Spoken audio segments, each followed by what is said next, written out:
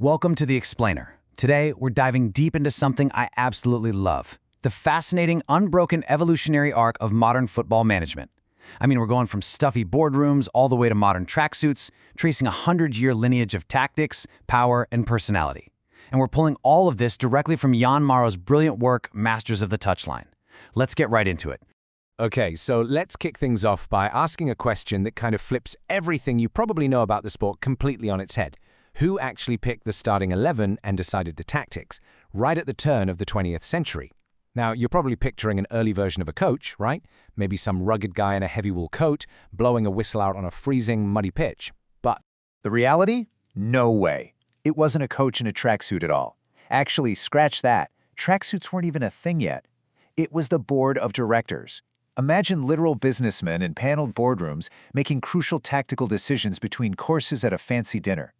The guys actually out there working with the players, they were just called trainers, literally just carrying the kit and rubbing liniment into bruised thighs. The whole idea that one single brilliant mind could actually design how a football team moved, it simply didn't exist yet. Section 1. Inventing the manager. You see, the role of the touchline master had to be violently carved out of those boardrooms, and Herbert Chapman, well, he was exactly the man to do it. He asked an incredibly dangerous, totally disruptive question. Why are we doing it this way? And just by asking that, Chapman wrested control completely away from the directors. In the 1920s, to counter a change in the offside rule, he literally redesigned the sport's formations. He invented the famous WM shape. But the real game changer? He demanded total, absolute control over transfers and team selection. Chapman proved, once and for all, that a single mind could author a team and win. Moving right along to Section 2, the four forces. Now, what's really interesting here is that every single lasting managerial legacy relies on mastering a unique balance of four distinct forces. Think of it like the ultimate leadership matrix. You've got the system, that's the tactical idea, then people, which is all about man management and creating real emotional connections. Next is institution, meaning the control and continuity of the club itself. And finally, era, the ability to adapt to changes in rules, money, and society. As we go through this, you'll see every great manager leads with at least one of these forces. Which leads us perfectly into Section 3, the War of Ideas. So, with the manager's role formally established, the middle of the century just exploded into this fierce ideological war. It's a classic clash. On one side, you have the rigid structure of the European tactician, we'll call him the engineer, and on the other, you have the improvisational freedom cultivated by the South American artist. Over in Argentina, the prevailing belief was that genius was grown in the street, the potrero, and that a manager's only real job was to just step aside and let natural talent shine. But in Europe, the manager's absolute purpose was to impose a strict, unyielding system. And the extreme end of that European engineering? Catenaccio, literally translating to door bolt. This was a ruthless, suffocating defensive system featuring strict man marking and a free-roaming sweeper to clean up any messes behind the defensive line. Helenio Herrera perfected this airless 1-0 defensive system at Inter Milan. He conquered the continent, for sure, but he also sparked a massive global debate about the true soul of the beautiful game. A debate we're honestly still having today. Should football be about artistic expression or just bolting the door and getting the win? Meanwhile, behind the Iron Curtain, Valery Lobanovsky decided to strip away the romance entirely. Seriously, instead of relying on traditional gut intuition, Lobanovsky used primitive analytics to optimize his players. To him, a footballer was absolutely not an artist. They were a measured component in a cold, highly efficient scientific machine. He was out there tracking physical load, action success rates, and system efficiency, decades, and I mean decades, before modern data-driven football became the standard we know today. Talk about being ahead of the curve. So, the crucial takeaway here is that tactics were fast becoming an intellectual discipline. As these systems grew more complex, Arrigo Sacchi came along and completely legitimized the manager as a pure thinker. Now, Sacchi had never played professional football, and when critics relentlessly mocked him for it, he hit back with one of the greatest quotes ever. "A jockey doesn't need to have been a horse." Boom! And he proved it, building an AC Milan team based on relentless high pressing and zonal marking, showing the whole world that ideas mattered way more than your playing resume. Because here's the thing, ideas are inherited. We can trace this beautiful, unbroken lineage of spatial mastery stretching over decades. In the 70s, Rinus Michels invented total football, treating the pitch as this manipulatable space where players freely interchange positions. Then, his star player Johan Cruyff took that and distilled it into positional play at Barcelona in the 90s, hardwiring it straight into the club's DNA. And then Cruyff's most devoted student, Pep Guardiola, he perfected it for the modern era. It's this continuous, evolving chain of tactical genius centered entirely around the mastery of space. Let's jump into Section 4, Building the Empires.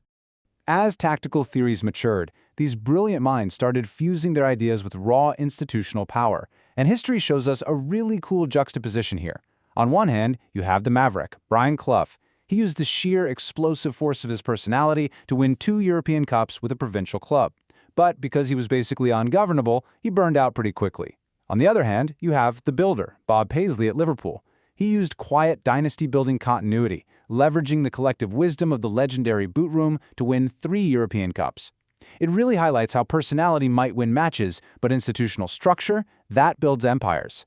Which brings us to the ultimate boss of empire building, Sir Alex Ferguson. His blueprint was just ruthless. Step 1. Demand absolute control. Step 2. Enact serial rebuilds. Step 3. Evolve with the era. Ferguson achieved the literal impossible by mastering all 4 of our forces: system, people, institution, and era, all at the exact same time. He'd ruthlessly dismantle and rebuild championship-winning teams over a staggering 25-year reign at Manchester United. He maintained his absolute dominance even as the entire landscape of the sport was completely shifting beneath his feet. Just incredible. Section 5. The Modern Touchline. Eventually, an avalanche of television money and intense global scrutiny ushered in a totally new era. And Arsene Wenger? He was one of its first true modernizers. Coming in with a fresh outsider perspective, he revolutionized English football. He introduced strict dietary control, scientific load management, and physical routines that literally extended players' careers. He changed the entire culture of the athlete. And the result? An impossible, undefeated season with Arsenal, the Invincibles. He proved that mastering the era meant mastering the invisible infrastructure of sports science and deep professionalism. Conversely, Jose Mourinho totally mastered the modern media age. You all know the quote, "Please do not call me arrogant, but I am European champion, and I think I am a special one." Mourinho actively made himself the ultimate personality manager. He weaponized the media, forged this fierce us-against-the-world siege mentality, and won literally everywhere he went. He showed everyone that in an era of 24/7 saturated media coverage, a manager's own character could be just as powerful a weapon as any tactical system drawn up on a whiteboard. But hey, dogmatic systems and fiery explosive personalities, they aren't the only ways to the top. Just look at Carlo Ancelotti and his mind-blowing record of 5 Champions League wins. 5! Ancelotti uses pure emotional intelligence and incredible diplomacy to adapt to any squad. Rather than forcing players into some rigid, predefined system, he builds the system around the players he actually has in the dressing room. He's the ultimate adapter, proving that a profound mastery of people can outlast even the most brilliant tactical dogmas. And then there's Jürgen Klopp, who basically synthesized all of these elements together. He took an aggressively fast, heavy metal pressing system and fused it with this raw emotional power that turned a squad into, as he called them, mentality giants. Klopp created a deeply genuine emotional bond with his players and the fans, single-handedly making an entire city believe again. He showed us that despite all the big data and massive money swirling around the modern game, the deepest power a manager holds is simply the power to make people believe. But recently, Klopp made headlines by voluntarily leaving the dugout to take on a global executive role, overseeing an entire network of clubs from a corporate level. And, that leaves us with a really provocative final thought. Is the role of the manager, a role that violently broke out of the boardroom a full century ago, now heading right back into it? As this beautiful game keeps evolving, perhaps the great football mind is no longer just the master of the touchline, but the architect of the entire organization. So what do you think the next 100 years are going to look like? Thanks for hanging out with me for this explainer, and remember, always keep questioning the system.